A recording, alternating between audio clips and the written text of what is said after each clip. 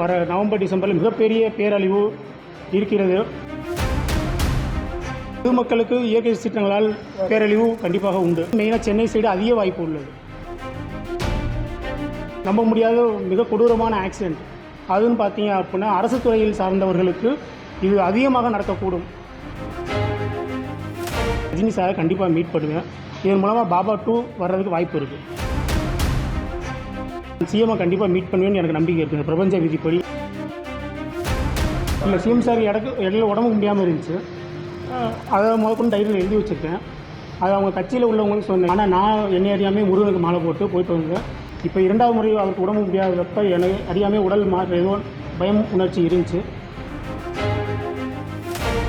இப்போ இந்த ப்ரெஸ் மீட்டானது உடற்பயிற்சி மட்டுமல்லாமல் மனதை ஒருநிலைப்படுத்தி மனதை கட்டுப்படுத்தி அது ஆன்மீக ரீதியாகவும் இருக்கலாம், இல்லை உடல் ரீதியாகவும் இருக்கலாம், விஞ்ஞானமாக இருக்கலாம், மெஞ்ஞானமாக இருக்கலாம். எனக்குள் நடந்த மாற்றத்தை உங்களுடன் நான் பகிர்ந்து கொள்ளவே பல வருடங்களாக எனக்கு பல போராட்டங்களை சந்தித்து இன்று உங்களை சந்திக்க வாய்ப்பு கிடைத்ததற்கு உங்கள் எல்லாத்துக்கும் மனமார்ந்த நன்றி, கோடான கோடி நன்றி. இந்த மாற்றம் எனக்கும் என் உடம்புக்குள் நடந்த மாற்றம் என்னவென்றால், ஃப்யூச்சரில் நடக்க போகிறது எல்லாமே என்னால் சில விஷயம் தெரிஞ்சிக்க முடியுது.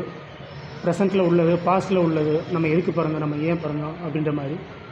நான் அந்தளவுக்கு ஆன்மீக ரீதியாக கோயிலுக்கு எதுவும் போனது கிடையாது, கோயில்களில் போனது கிடையாது. ஆனால் இந்த கடந்த ஒரு 3-4 வருடமாக எனக்குள் ஏதோ மிகப்பெரிய மாற்றங்கள் நடந்தது. அதுக்கு மெயின் காரணம் என்றால், முதலில் நான் நமது தமிழ்நாடு திரைப்படத்துறைக்கு பெரும் நன்றியை தெரிவித்துக் கொள்கிறேன். ஏனென்றால் நம் திரைப்படத்தை பார்த்து தான் ஒவ்வொருத்தரும் ஒவ்வொரு ரோல் மாடலாக நம்ம நினைக்கிறோம்.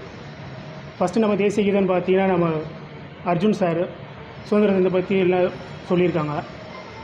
அதே போல் ஒரு போலீஸ் ஆகணும் அப்படின்னா நமது கேப்டன் விஜயகாந்த் அவர்கள் உடம்பை ஃபிட்டாக வச்சுக்கணும் அப்படின்னு பார்த்தீங்கன்னா ஃபஸ்ட்டு நான் கற்றுக்கிட்டது சுப்ரீம் ஸ்டார் சரத்குமார் அவரை வச்சு தான் இந்த பாடி பில்டிங் ஃபீல்ட்லேயே நான் வந்தேன். அதுக்கப்புறம் தான் வெளிநாட்டவர்கள் அர்னால்டு, சில்வஸ்டார் ஸ்டாலன் அவங்கள பார்த்து நான் வந்தேன். ஆன்மீக ரீதியாக எடுத்துக்காட்டுனா மிகப்பெரிய ஆன்மீக பெரியவர்கள் என்று சொல்லக்கூடிய நமது ராஜரிஷி திரு சூப்பர் ஸ்டார் ரஜினிகாந்த் அவர்களுக்கு மிகப்பெரிய நன்றியை கொள்ள விரும்புகிறேன். ஏனென்றால் அவர் சொன்ன இந்த யோகியா புக் ஆஃப் யோகி மகாவதர் பாபாஜி புக்கை இடையில நான் வாங்கி என்னை அறியாமல் படிக்க ஆரம்பித்தேன். அதனுள் நடந்த மாற்றங்கள் தான் மிகப்பெரிய மாற்றம். யதார்த்தமாக தான் நான் சொல்கிறேன். மற்றபடி நான் சாமியாரோ பூசாரியோ இல்லை கோயிலுக்கு போய் அதை பண்ணுங்க இதை பண்ணுங்கன்னு நான் சொல்ல விரும்பலை. ஒரு மனிதனோட சக்தி அது நம்மளோட பாசிட்டிவ் எனர்ஜி அதிகமாக இருந்துச்சு அப்படின்னா நம்மளால் மைண்ட் ரீட் பண்ண முடியும், செல்ஃப் ஹீலிங் பண்ண முடியும், நம்மளோட நோயை நம்மளாலே சரி பண்ண முடியும், நமக்கு வர்ற பிரச்சனையை நம்மளாலே சமாளிக்க முடியும், பிறருக்குமே அதை சமாளிக்க கற்றுத்தர முடியும். இது மாதிரி என் ஸ்டூடெண்ட்டுக்கு நிறைய பேருக்கு நான் சொல்லி கொடுத்துருக்கேன்.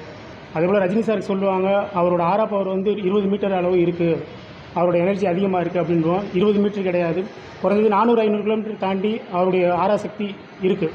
சத்தியம் ஜெயிக்கும். இது உண்டான ப்ரூஃப் எல்லாத்தையும் நான் காமிக்க உள்ளேன். இது நடக்க போவது என்ன என்றால், வர நவம்பர் டிசம்பரில் மிகப்பெரிய பேரழிவு இருக்கிறது. அதை தடுக்க வேண்டும் என்றால் ஃபஸ்ட்டு உங்களோட மனசை நீங்கள் கட்டுப்படுத்தி பிறருக்கு கெட்ட எண்ணம் நினைக்காமல் சரியாக உங்கள் மத நம்பிக்கை சரியாக வழிபடுங்கள். நவம்பர் டிசம்பர் மாதம் சொல்கிறீங்க, இயற்கை பேரழிவு 2 மாதம் இயற்கை பேரழிவு வரும். உலகம் முழுவதுமா இந்தியாவுக்கு மட்டுமா? இந்தியாவுக்கு மட்டும் மெயினாக சென்னை சைடு அதிக வாய்ப்பு உள்ளது, பெரிய வாய்ப்பு உள்ளது. அதே மாதிரியா இயற்கை சீற்றம் அந்த மாதிரி? இயற்கை சீற்றம் தான். இயற்கை சீற்றம்னா இப்போ மழையா, சுனாமியா, கடல் சீற்றம் அதிகமாகும். 5 பஞ்சபூதம் இருக்கு இல்லையா? பஞ்சபூதத்தில் ஃபஸ்ட்டு கடல் சீற்றம் வரும். அதே போல் மெயினாக தீ விபத்து நடக்கும். அதுக்கடுத்து பார்த்தீங்க அப்படின்னா நம்ப முடியாத மிக கொடூரமான ஆக்சிடெண்ட் அதுன்னு பார்த்தீங்க அப்படின்னா அரசு துறையில் சார்ந்தவர்களுக்கு இது அதிகமாக நடக்கக்கூடும். இது யாருன்னு நான் பேர் சொல்ல விரும்பலை. ஆனால் மிக கொடூரமாக நடக்கும். அவர்களோட வாரிசுதாரர்களிருந்து இருக்கலாம், யாருக்கு வேணால் நடக்கலாம். சென்னை மட்டுமா இல்லை மாநிலம் முழுவதும்? சென்னை தான் main. Chennai main. Kanyakumari side நடக்கலாம். அரசியல்வாதிகளா இல்லை, பொதுமக்களுக்கு இயற்கை சீற்றங்களால் பேரழிவு கண்டிப்பாக உண்டு. இல்லை நீங்கள் சொல்கிறது தமிழகத்தில் முக்கிய பிரமுகர்கள் முக்கிய பிரமுகர்களுக்கு ஆக நிறைய வாய்ப்பு உண்டு. அரசியலில் உள்ளவங்களுக்கு இல்லை, அரசியல்னா இப்போ ஆளுங்கட்சியா இல்லைன்னா 2 பேர்த்துக்குமே உண்டு. 2 பேர்த்துக்குமே உண்டு. இல்லை, சில பேருக்கு கடவுள் நம்பிக்கை இருக்கலாம், சில பேருக்கு கடவுள் நம்பிக்கை இருக்காது. ஆனால் அதுக்கு அழிவு காலம் ஆரம்பம் மாதிரி தோணுது. நான் எழுதி வச்சுருக்கேன் என்னோட டைரியில். நடக்கிறதுக்கு நிறைய வாய்ப்புகள் உண்டு. இல்லை இது நடக்கிறதுக்கு வாய்ப்பு தான். முன்னப்பட்டி அவங்ககிட்டையும் தகவல் சொல்லலாமே. அவங்க என்னை கூப்பிட்டா நான் நேரடியாக போய் சந்தித்து நான் அவங்களுக்கு கண்டிப்பாக சொல்லுவேன். அதுக்கு உண்டான தீர்வும் சொல்லலாம், கண்டிப்பாக சொல்லுவேன். இல்லை அதே மாதிரி இருக்குது, தீர்வு இருக்குது. தீர்வு இருக்குன்னா அவங்கவுங்களுக்கு என்ன விருப்பம், அதாவது யாரை வேணால் வழிபடலாம். அந்த புனிதத்தை கெடுக்காமல் அவங்க வழிபட்டாங்கன்னா கண்டிப்பாக வரும். பொறாமை குணம் இருக்கக்கூடாது, கண்டிப்பாக நல்ல விஷயம் நடக்கும். இது இல்லாமல் இயற்கை சீற்றம் சொன்னீங்க. ஆமாம். இந்த இயற்கை சீற்றத்தையும் தடுக்கிறதுக்கு வழி இருக்கா? இயற்கை வழி சீற்றங்கள் தடுக்கிறதுக்குன்னா ஃபஸ்ட்டு ஒரு மனிதனோட மனநிலை அவங்க நார்மலாக இருக்கணும். மற்றவங்கள பொறாமை குணம், போட்டி பொறாமை அது குறைஞ்சா இயற்கை சீற்றம் குறையிறதுக்கு வாய்ப்பு இருக்குது. இல்லை இப்போ தமிழகத்திலே 10 கோடி மக்கள் இருக்காங்க. அப்போ 10 கோடி பேரும் ஒரே மாதிரி இருப்பாங்கன்னு சொல்ல முடியாது. ஆமாம். அப்படிங்கிறப்ப இயற்கை சீற்றத்தை தடுக்க முடியுமா? இயற்கை சீற்றத்தை தடுக்க முடியாது. மத நம்பிக்கைன்னு ஒன்று இருக்குது, அதை சிறப்பாக வழிபட்டால் தடுக்கிறதுக்கு வாய்ப்பு உண்டு. இதுக்கு முன்னாடி வெளியில் உள்ளவங்களுக்கு சொன்னது நடந்திருக்கு. நிறைய பேருக்கு அவங்க நம்பர்ஸ் எல்லாம் நான் கொடுக்குறேன், நீங்கள் வெரிஃபை பண்ணிக்கலாம். நீங்கள் சொன்னீங்க என்ன மாதிரி நடந்திருக்கு? ஆமாம். அதாவது இப்போ ஜிம்முக்கு வர பசங்களே இருக்காங்க அப்படின்னா வண்டியில் கீழே விழுந்து அப்படின்னு சொல்லுவேன். ஆனால் கடைசியில் வண்டியில் கீழே விழுந்துட்டு வந்திருக்காங்க. பெரிய லெவலில் வெளியில் யார்ட்டையும் சொல்லலை. என்னால் சொல்ல வெளியில் வர முடியல. இதுதான் முதல் வாய்ப்பு. வந்தால் கண்டிப்பாக சொல்லுவேன். இல்லை இப்போ 2026 தேர்தல் இது உங்களுக்கு தெரியுமா? அந்த இதில் யார் ஜெயிப்பாங்க? அது இனிமேட்டு மெடிடேஷன் பண்ணி அது யார்கிட்ட சொல்லணுமோ முறையாக தான் சொல்லணும். ஏன்னா பொது இடத்துல அது சொல்லக்கூடாது. சில கட்டுப்பாடுகள் உண்டு. இயற்கை விதிக்கு இந்த பிரபஞ்ச விதிக்கு ஒரு கட்டுப்பாடு உண்டு. ஆனால் இதன் மூலமாக என்ன அப்படின்னா நான் சிஎம்ஐ கண்டிப்பாக மீட் பண்ணுவேன்னு எனக்கு நம்பிக்கை இருக்குது. இந்த பிரபஞ்ச விதிப்படி எப்படி நான் உங்களை ப்ரெஸ் மீட்டில் மீட் பண்ணுவேன் அப்படின்றத நான் என் டைரியில் எழுதி வச்சுருக்கேனோ. சிஎம் சாரை மீட் பண்ணுவேன். ஆன்மீகத்தை அறிமுகப்படுத்திய ரஜினி சாரை கண்டிப்பாக மீட் பண்ணுவேன். இதன் மூலமாக பாபா 2 வர்றதுக்கு வாய்ப்பு இருக்குது.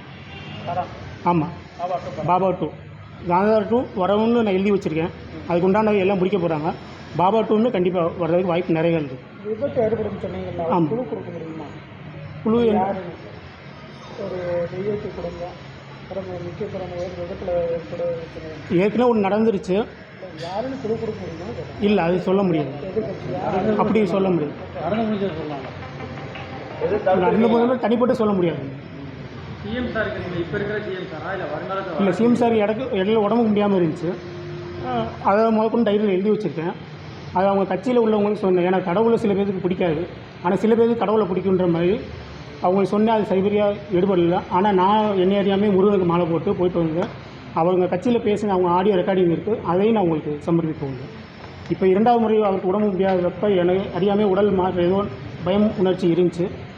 அதையும் அவர்கிட்ட சொன்னேன். ஆனால் அது சரிவர கேட்டுக்கல. அப்புறம் யாரும் நம்ப மாட்டாங்க, எடுத்துட்டு நம்ம தேவையில்லாமல் ரிஸ்க் எடுத்துக்கிட்டு அப்படின்ட்டு யார்ட்டையும் சொல்லலை. எதுவுமே வெளியில் கொண்டு வரணும் தான் சொல்லுவேன். நன்றி. தவிர்க்க முடியாத தம்ப்நெயில்ஸ், கலக்கலான கண்டென்ட்ஸ், சினிமாவும் சீரியஸ் பிரச்சனைகளும், பல வருடங்கள் தளபதி இடைவெளி விஜய் இந்த படத்துல கலகலப்பும் கைகலப்பும், Me too, love you. Thank you so much. அவருக்கு அந்த மாஸ் ஏத்துறது ஏற்ற தெரிக்குதுனாலே டன்னு தான். பிரேக்கே இல்லாமல் பிரேக்கிங் நியூஸ் சொல்லும் தந்தி டிவி ஆப். இன்ஸ்டா தலைமுறை வரை இறங்கி அடிக்கும் தந்தி டிவியின் டிஜிட்டல் எக்ஸ்க்ளூசிவ். அது தண்ணிக்குள்ள போகும்போது ஹேங் ஆயிடுச்சு. உங்களுக்கு விஜய் சார் எந்த அளவுக்கு ரொம்ப பிடிக்கும்? Of course, Malayalis are huge Vijay sir fans. ரெண்டு பேருமே ரொம்ப பிடிக்கும் எனக்கு. தந்தி டிவி ஆப்பை இலவசமா டவுன்லோட் செய்யுங்க. ஃபாலோ பண்ணுங்க, சப்ஸ்கிரைப் பண்ணுங்க, என்ஜாய் பண்ணுங்க.